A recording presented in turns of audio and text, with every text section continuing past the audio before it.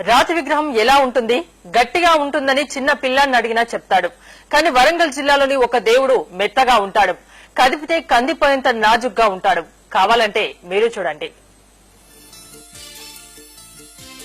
ఇది వరంగల్ జిల్లాలోని దట్టమైన అటవీ ప్రాంతాల్లో ఉన్న శ్రీ హేమాచల లక్ష్మీ నరసింహస్వామి ఆలయం.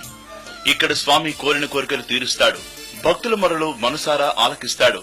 ఇతను మనసే కాదు, శరీరం కూడా మెత్తనే. ముట్టుకుంటే గుంతలు పడతాయి.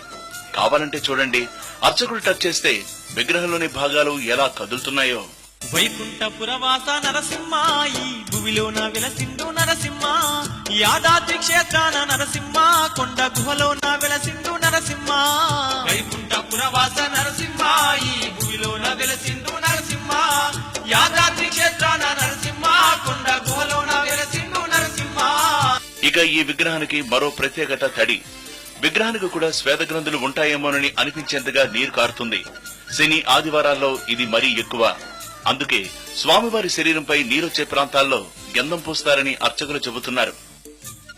స్వామివారి ఎత్తు 9 అంగుళాలు. స్వామివారి శరీరం మన శరీరం ఏ విధంగా ఉంటుందో ఆ విధంగా ఉంటుంది. చూడండి, చూపిస్తాను చూడండి ఒక్కసారి.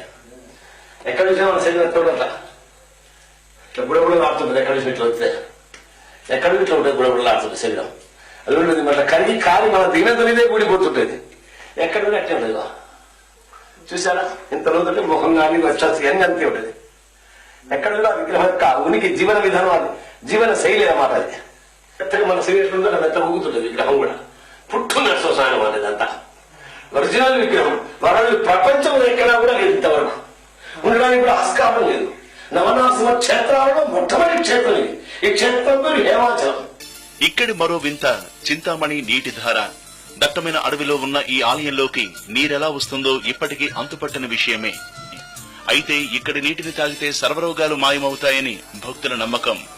అందుకే ఆలయానికి వచ్చిన వారెవరూ ఈ నీటిని సేవించకుండా వెళ్లరు.